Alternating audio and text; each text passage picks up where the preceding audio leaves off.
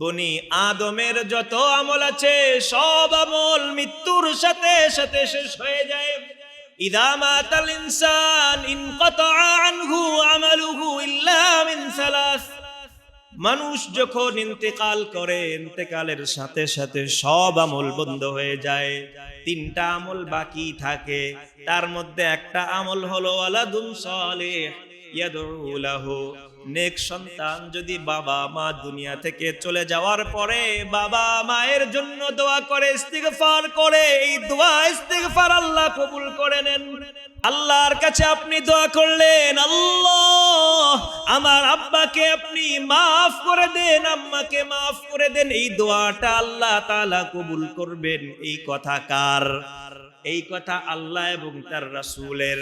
তাইলে বাবা মা এমন সন্তান রেখে যাওয়া লাগবে যেই সন্তান আমার জন্য দোয়া করে।